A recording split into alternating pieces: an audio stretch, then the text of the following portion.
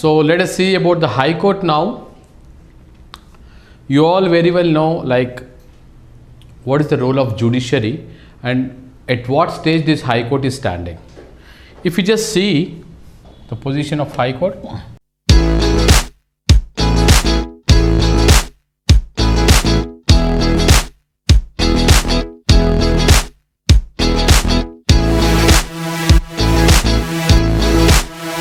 you have in the hierarchy, you have Supreme Court at the top level and you have various state high courts, and under it so many district and sessions court and subordinate courts. Okay, so this is the hierarchy of judicial system, which is the integrated judicial system in our country.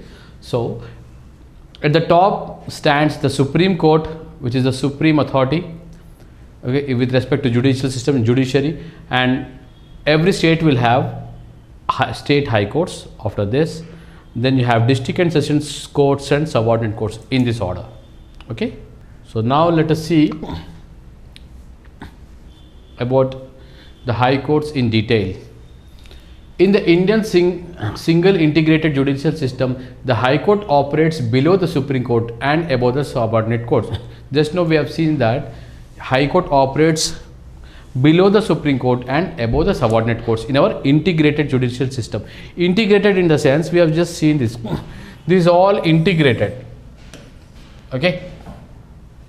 You can go from one level to the other, one tier to the other like this. It's all single system. They are not mutually exclusive. They are not separate. They are integrated.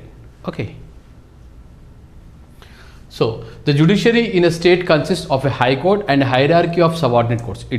It's at state level you have a high court and hierarchy of subordinate courts, and the high court occupies the top position in the judicial administration of a state. With respect to the judicial administration of a state, the high court stands at the top. Okay, and the institution of high court originated in India in 1862 when the high courts were set up at Calcutta, Bombay and Madras. These three high courts were set up under the provisions of the Indian High Courts Act 1861. Under Indian High Courts Act of 1861, these three courts were set up in the year 1862. What are they? The Calcutta High Court, Bombay High Court and Madras High Court. These were the first high courts to be set up in our country. That is in the year 1862. You can get a question. Okay. Next to this, in 1866, after these three high courts, Calcutta, Bombay and Madras, in 1866, a fourth high court was established at Allahabad, Uttar Pradesh. Okay. In the course of time, each province in British India came to have its own high court. See, these were the first three high courts were set up in the year 1862. They were Calcutta High Court, Madras High Court and Bombay High Court. After that, fourthly, Allahabad High Court was set up in the year 1866. Okay. After that, what happened? In each province of the British India were having separate courts. After 1950, they were converted. They were changed to that respective state high courts. Okay. After 1950, a high court existing in a province became the high court of the corresponding state. Okay. So whatever high court exists in that respective province, that suppose it's a central province, united province, whatever is the province, that state, after 1950, that court has become the high court of that corresponding or that particular state. Okay. So the Constitution of India provides for a high court for each state, but the 7th Amendment Act of 1956 authorized the Parliament to establish a common high court for two or more states or for two or more states and a union territory. See, actually the Constitution of India provides for a high court for each state. That means every state should have one high court. But the Constitutional 7th Amendment Act, the 7th Amendment Act of 1956 authorized the Parliament to establish a common high court. See, first the Constitution said every state, like if this is one, let us say this is one state and this is another state. Okay, that means every state will have one high court.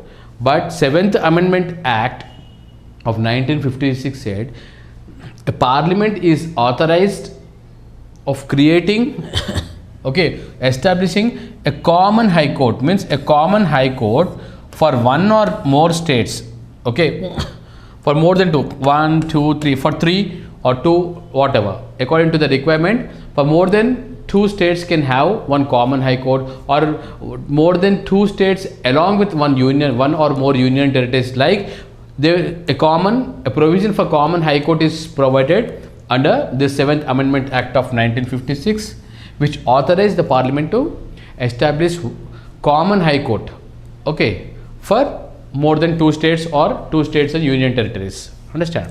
So the territorial jurisdiction of a high court is coterminous with the territory of a state. Similarly, the territorial jurisdiction of a common high court is coterminous with the territories of the concerned states and union territory. Suppose this is a high court for the state of Madhya Pradesh, for example, then the territorial jurisdiction of this high court of Madhya Pradesh state is only the territories, the boundaries of this state. That's all. It will not go beyond that.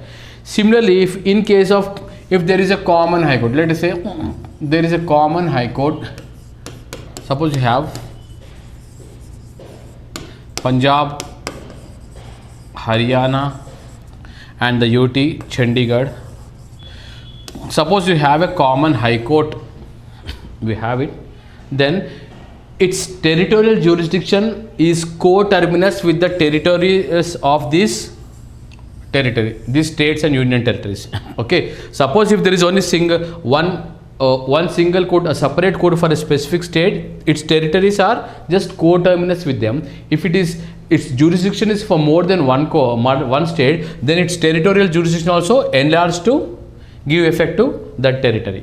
Okay, if that high court is for two states, for example, it's a common high court for two states, then its territory also extends for those two states. Understand? That is known as this word coterminous.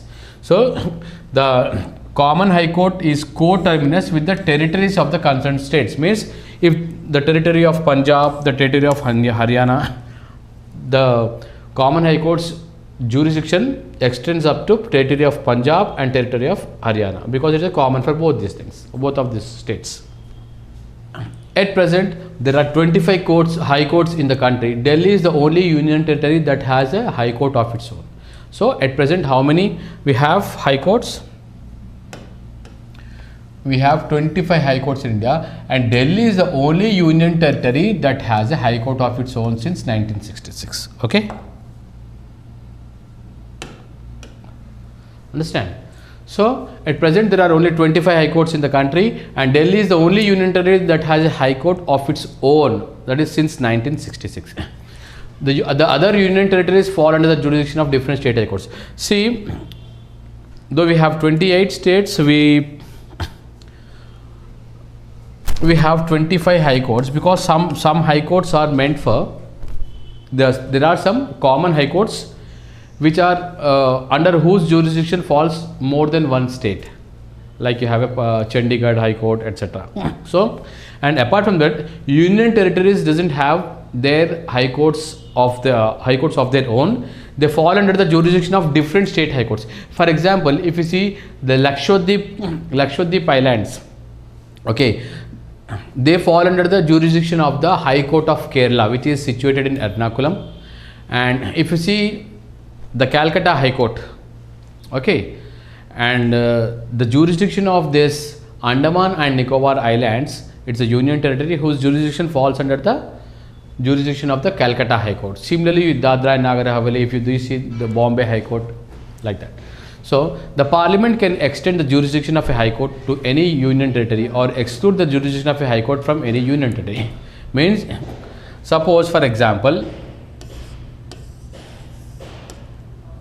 this is Kerala High Court. Its jurisdiction extends to the state of Kerala and Lakshadweep Islands.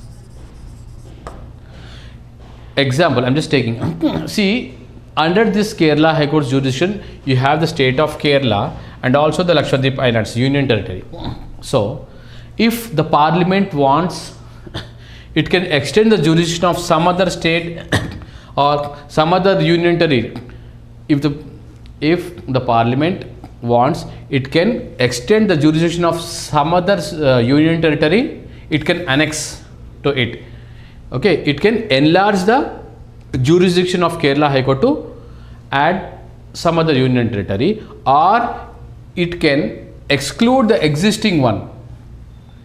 Okay, in order to either to include or exclude a union territory from the jurisdiction of a state high court, that lies with the parliament. Understand?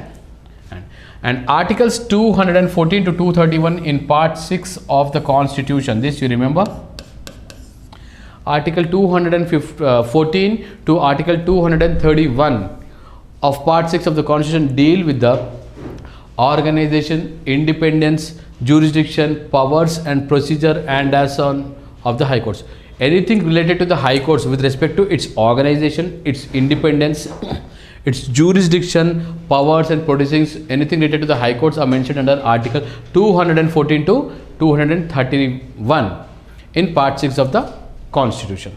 Okay, let us see the organization of high court. Let us see the organization of high court. So every high court, whether exclusive or common, consists of a chief justice and such other judges as the president may from time to time deem necessary to appoint. See, what does that mean? You say, you take every high court, whether exclusive or common. What do you mean by exclusive? Exclusive means if a state have a separate high court only for that particular state, that is called exclusive. Common, if this high court is common for these two states, this is called a common court,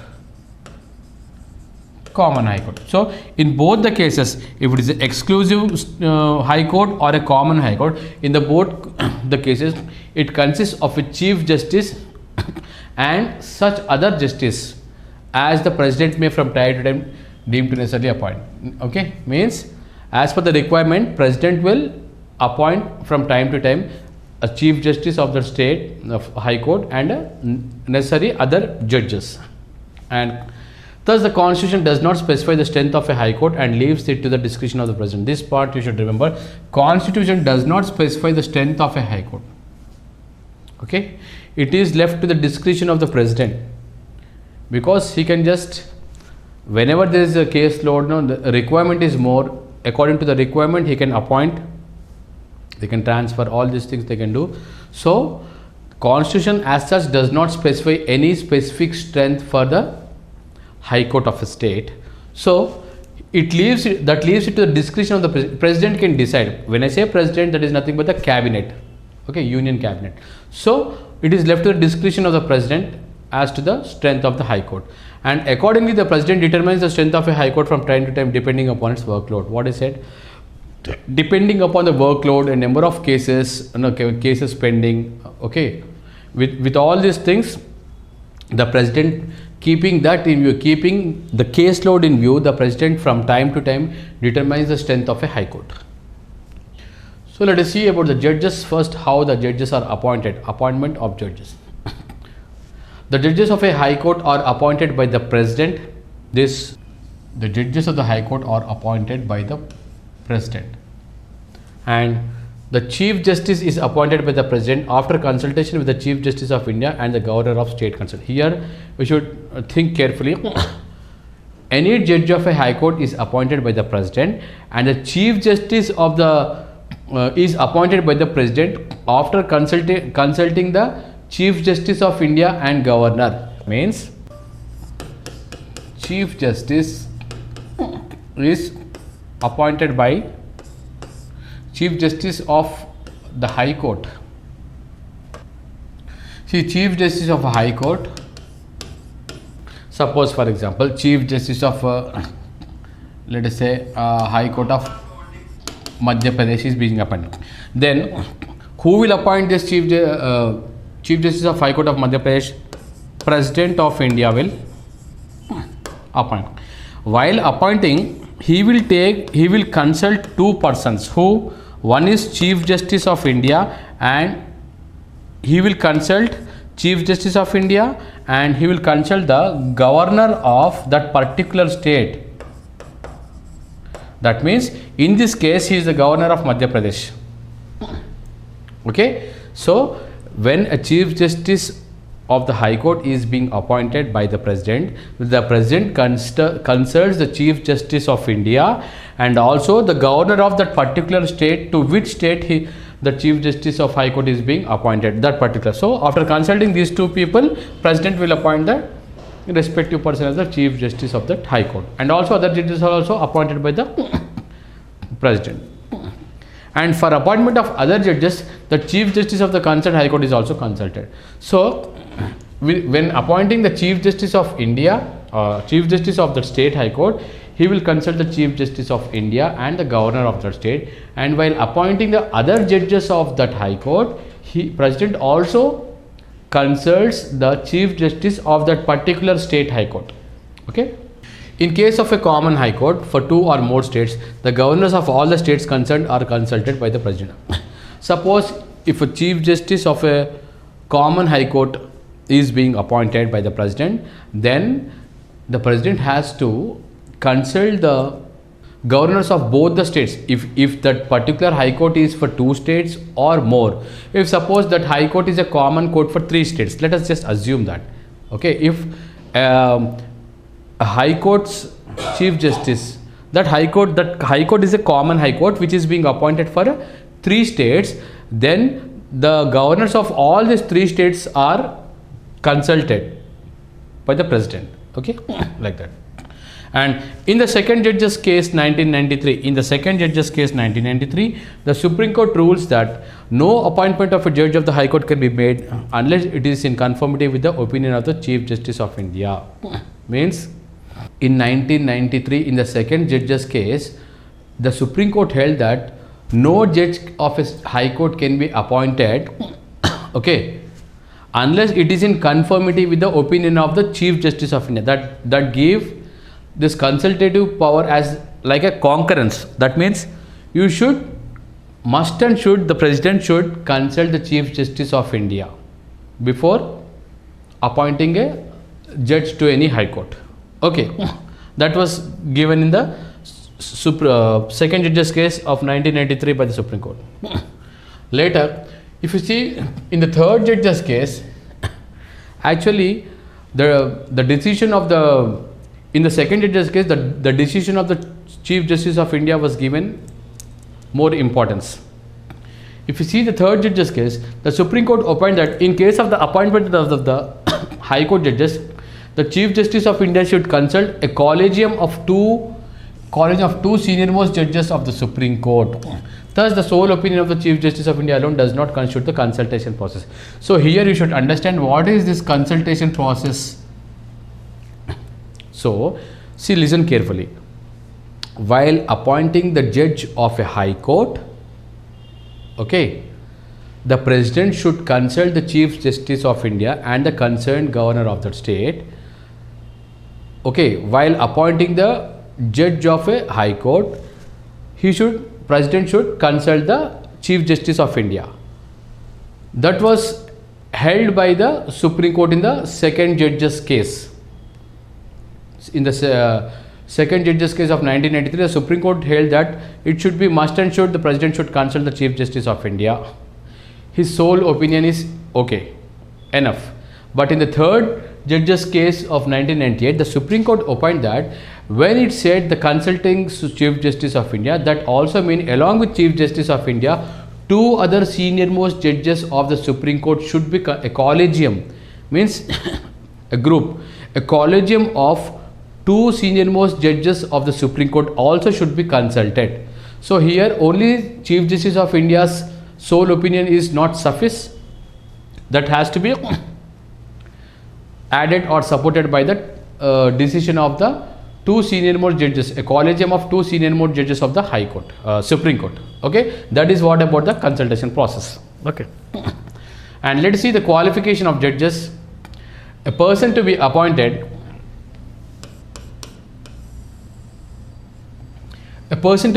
as a judge of a High Court should have the following qualifications. A person who has to be appointed as a judge of a High Court should have this following qualification. Well, first and foremost, we all know that he should be a citizen of India. Okay, first and foremost is A person to be qualified to be appointed as a judge of a high court should be a citizen of India. And secondly, in that you have two parts, A and B. Secondly, he should held a judicial office in the territory of India for 10 years. He should held a judicial office for a period of, in the territory of India for a period of 10 years. Here what they are mentioning, in the territory of India. Suppose I practice law somewhere in other country, that is not okay here. He said any judicial office, he might have held a judicial office in the territory of India for 10 years. That is one condition. Or he should have been an advocate of a high court. He should have been an advocate of a high court or high courts in succession. In succession means for 10 years. Suppose I worked in one high court for 3 years and next 4 years for some other court and again 3 more years in some other court. Like that, in succession he should have been worked as an advocate in some other high courts in succession without any gap, at least for 10 years. Then they are eligible for this to be appointed as a judge of the high court. From the above, it is clear that the constitution has not prescribed a minimum age. So constitution has just only said that what is the qualification required, but it has not mentioned the constitution has not mentioned the minimum age for appointment as a judge. It has not prescribed a minimum age required for a appointment of a judge of a high court. Okay, and moreover, in case of the Supreme Court, the constitution makes no provision for appointment of a distinguished jurist as a judge of a high court. See, in case of a Supreme Court, there is also a provision. A distinguished jurist can become a judge of a Supreme Court, whereas that is not true for High Court. That provision is not there with respect to the High Court, State High Court. There is no provision for appointment of a distinguished jurist as a judge of a High Court. Okay, and oath or affirmation. See, oath or affirmation, this is very important. We have been seeing this from the beginning. All the ministers and everyone takes oath. So a person appointed as a judge of a high court before entering upon his office has to make and subscribe an oath or affirmation before the governor of the state, or some person appointed by him for this purpose. In his oath, a judge of the high court swears as follows. See, a person appointed as a judge of a high court before entering into the office, before entering upon his office, has to make and subscribe an oath or affirmation before the governor. So who will administer the oath or affirmation to the judges of high court? That is by the governor of the state, or either the governor will administer the oath or some person appointed on his behalf. Okay, for this purpose. In his oath, a judge of a high court swears to bear true faith and allegiance to the Constitution of India, to uphold the sovereignty and integrity of India, to duly and faithfully and to the best of his ability, knowledge and judgment perform the duties of the office without fear or favor, affection or ill will, and to uphold the Constitution and the laws. These we have seen for everyone, it is common. Okay, first and foremost is faith. They have to bear true faith and allegiance to the Constitution of India, and to uphold the sovereignty and integrity of a country, of India, and faithfully discharge without the duties to the best of their ability, knowledge and judgment, and perform the duties of the office without fear or favor, affection or will. They should not give any judgment because somebody is your relative or somebody is your enemy, whatever. Or you should not work for fear, either out of fear or out of favor. Okay, and we should always uphold the Constitution and the laws. Tenure of judges. The Constitution has not fixed the tenure of a judge of a high court. However, it makes the following 4 provisions in this regard. Okay, the Constitution has not fixed any particular tenure of a judge of a high court. However, it makes the following 4 provisions in this regard. What are they? Let us see. He holds office until he attains the age of 62 years. The retirement age has been raised from 60 to 62 years. 60 to 62 years by the 15th Amendment.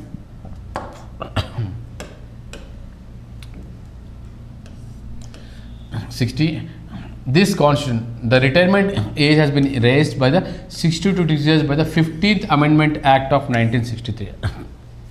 Earlier it was only 60 years was the, once a judge attains the High Court of a state, the judge of a state High Court attains the age of 60, he should retire. But the retirement age is been raised from 60 to 62 years by the 15th Amendment Act of 1963. Okay, as such, they have not given any fixed tenure. See, what do you mean by this? Not fixed the tenure of a judge, but they are giving this. See, suppose a person at the age of 57 years is appointed as a judge of a high court. That means up to 62 years. For a period of 5 years he can serve. So suppose if one more person at the age of 59 years is appointed, then he will be there for 62 years. Here the period is only 3 years. Okay, only the maximum age is mentioned and there is no such fixed tenure. That's why here you can see the 5 years, here you can see 3 years. Okay, so that's why it said no fixed tenure of a judge of a high court is mentioned in the constitution, but he can hold office till he attains the age of 62 years now.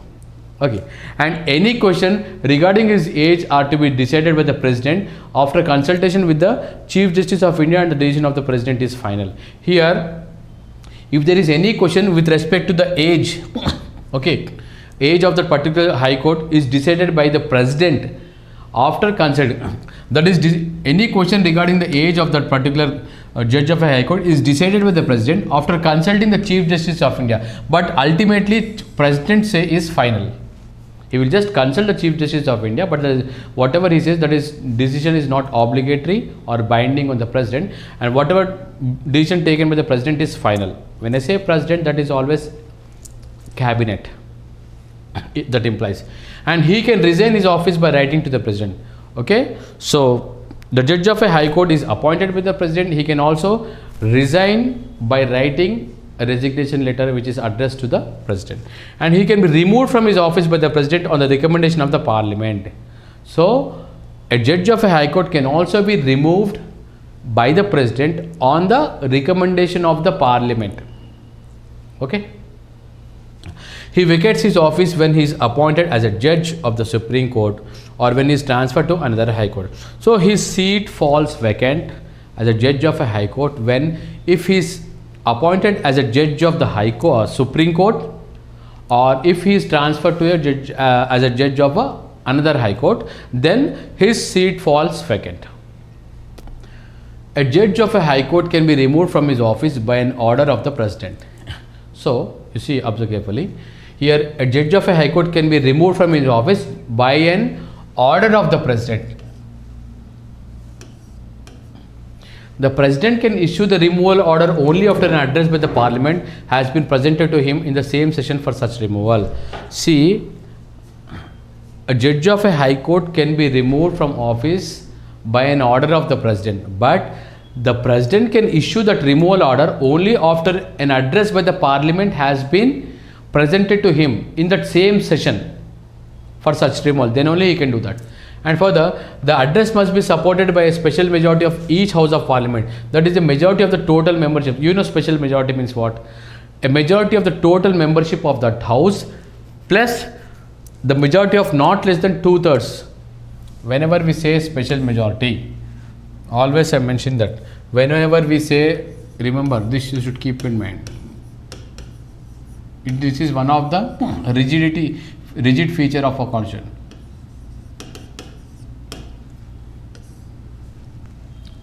Okay, majority of the total membership, that is majority of the total membership. Okay, then plus not less than 2/3 of the members of that house present and voting. Not less than means greater than or equal to 2/3 of the members of the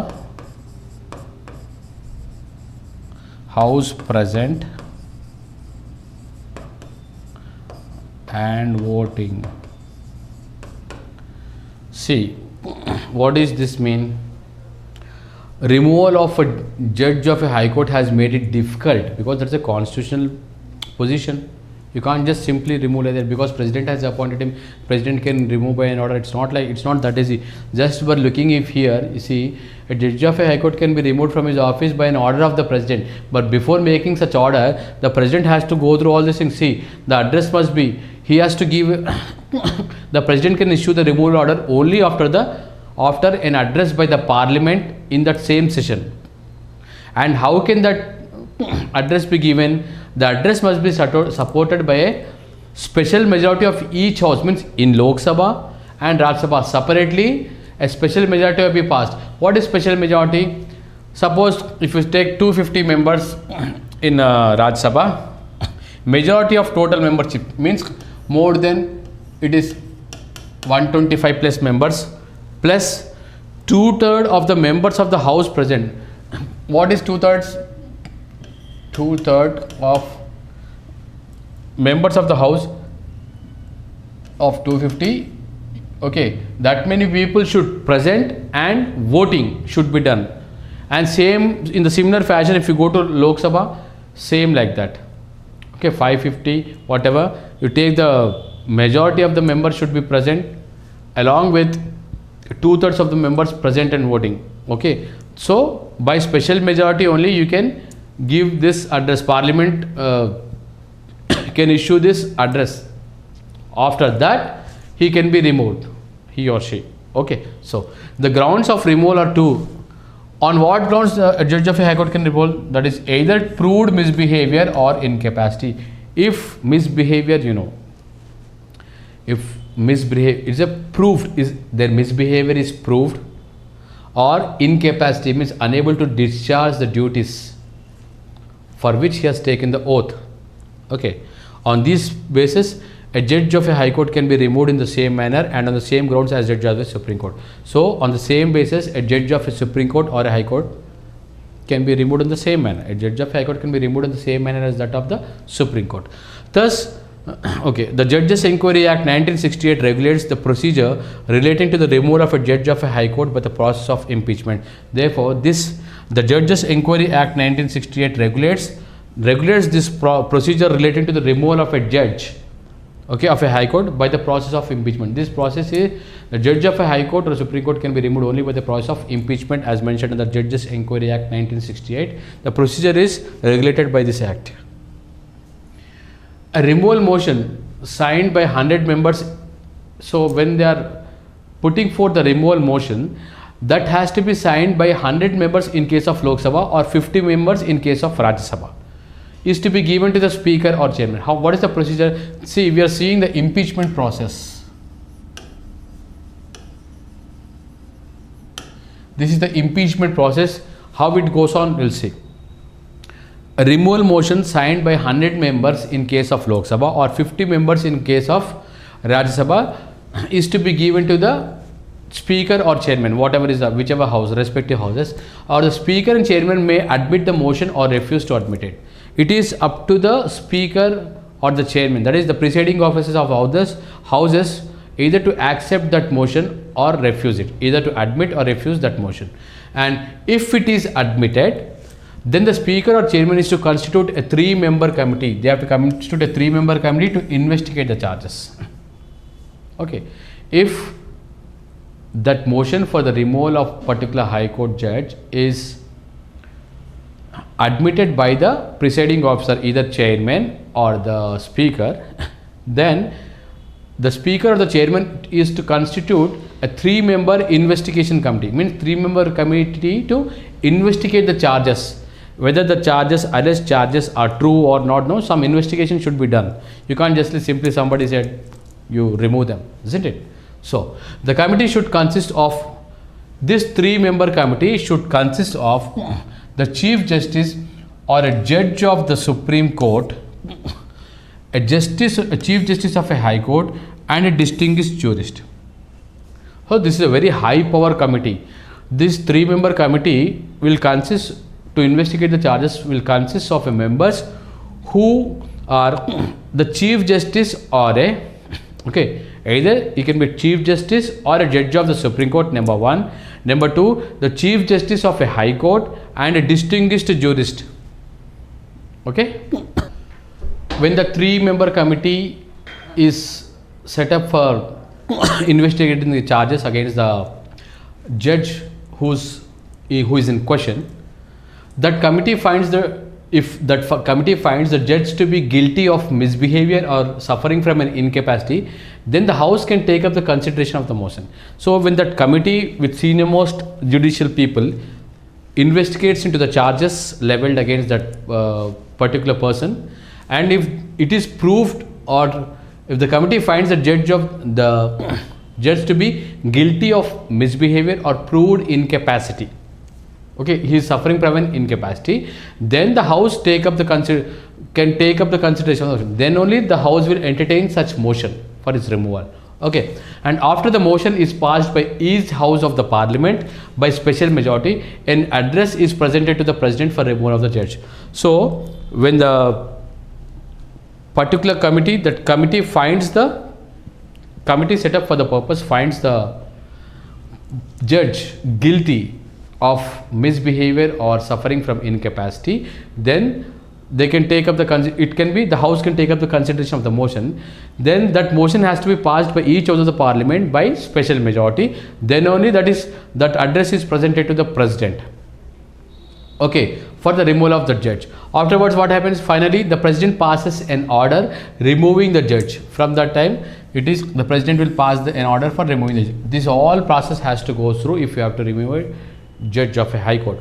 So from the above, it is clear that the procedure for the impeachment of a judge of a High Court is the same as that for a judge of the Supreme Court. It is interesting to know that no judge of a High Court has been impeached so far. So if you just observe, the procedure of impeachment of a judge of a High Court is similar to that of a judge of a Supreme Court. So far, not even a single person has been impeached. Not even a single judge of a High Court has been impeached so far. So let us see what are the salaries and allowances, what are the pays and perks. The salaries, allowances, privileges, leaves and pensions of the judges of a High Court are determined from time to time by the Parliament. So who will decide this? Parliament. This you should keep in mind. See who is appointing them, who you can remove them, who will determine their salary. Those things you should keep in mind with respect to examination point of view. Okay, so with salaries and allowances, privileges, leave and pensions of the judges of a High Court are determined by whom? They are determined from time to time by the Parliament. Okay, and they cannot be varied to the disadvantage of the appointment except during a financial emergency. See, the salary and allowances, all their privileges cannot be diminished during their period. Okay, to the disadvantage of the respective judge. That means you cannot change them. Either if you want to increase, you can increase it, but you cannot decrease after appointment. Okay, that can be done only during a financial emergency. In addition to their salary, they are also paid a sumptuary allowance and provided with free accommodation and other facilities like medical, car, telephone, etc. So along with this, their salary and allowances, they are paid some sumptuary allowances and other benefits like medical, telephone, car, etc. Sumptuary allowance means, see, some great officers or the people of this rank and all, sometimes they have to entertain the visitors. So many higher officials, visitors pay visits to them. So you have to take care of their hospitality and all these things. So that will incur some expenditure. That kind of thing is maintained here. That also will be given. The retired Chief Justice and judges are entitled to 50% of their last drawn salary as a monthly pension. So the retired Chief Justice and judges